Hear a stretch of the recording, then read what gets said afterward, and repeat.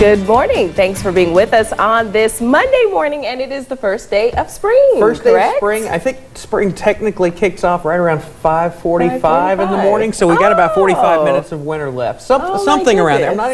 I'm not exactly sure about the exact time, but I know it's a little bit later in the morning.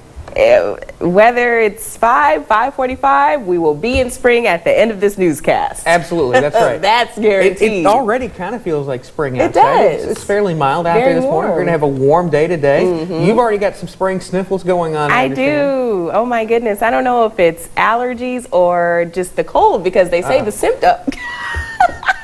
That's a repellent, right? Just tell people I have a cold. But yeah, so hopefully, we can make it through this show without sneezing. That would be nice. Yeah, that would be nice. So, but what's the sky cam looking like? Sky cam's right, well, dark at the moment because we did spring forward last week, so still dark out there. We're keeping an eye out for any clouds that we might be able to see, but for the most part, we're going to stay clear today. Again, we're taking a look at the Alpha Insurance Sky Cam network there in Columbus and Tupelo.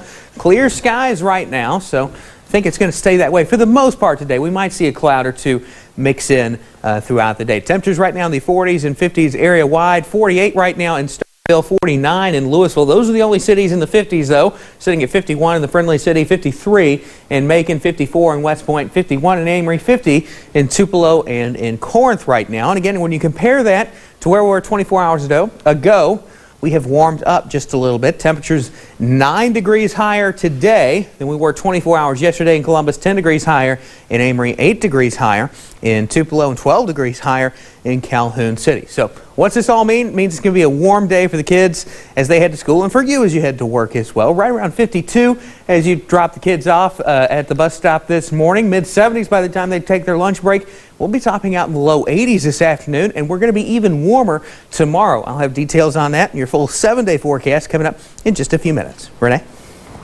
All right, Alex, thank you for that update. The Columbus Police Department is still investigating a shooting outside a downtown Columbus bar. The gunfire erupted after midnight on 5th Street North between the Princess Theater and the Fred's department store. Detectives on scene could not release information, but video of one area of the street and sidewalk show investigators marking spots where bullets, casings, or other evidence was being recovered. The evidence markers displayed in that one area numbered in the double digits. Around 1 a.m. Sunday morning, officers responded to shots fired at the Princess Theater. There were 5 vehicles hit that we know of, and 2 of them were occupied. No one was injured.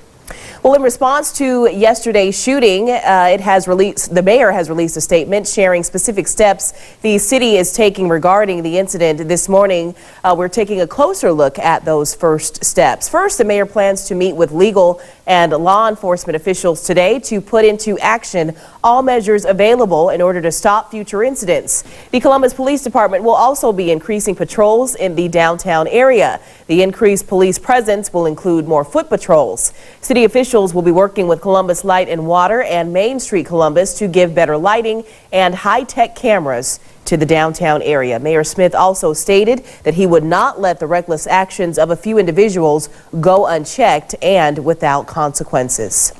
Meanwhile, 2 people are dead after a late-night crash in Monroe County. Sheriff Cecil Cantrell says 3 others were injured in a head-on collision that took place right before the Highway 25, Highway 45 alternate bridge. He says one of the vehicles involved in the crash was allegedly going south on the northbound lane. Coroner Alan Gurley identified the 2 deceased victims as 20-year-old LaMonica Denise Rupert of Tupelo and 72-year-old Quincy Howell of California. Both were drivers. Well, it's been almost a week since vandals targeted the Victory Center church sign in Starkville by etching the letters KKK on it. Well, since then, groups and individuals have contacted the pastor offering to help restore the sign and showing support to the congregation. Yesterday morning, supporters brought their support to the church grounds. WCBI'S Parker King shows us what may have been meant to divide has united. Morning, morning. God bless everybody. Sunday morning in front of Victory Center Church in Starkville, a gathering of people uniting against an act of hate. We're not going backwards. We're continuing to move forward. When word spread throughout the community and on social media about Victory Center's church's sign being defaced with the letters KKK, Bishop Michael Boyd began getting phone calls. Many of those who called showed up Sunday morning to show support to the church and members now know that their neighbors care.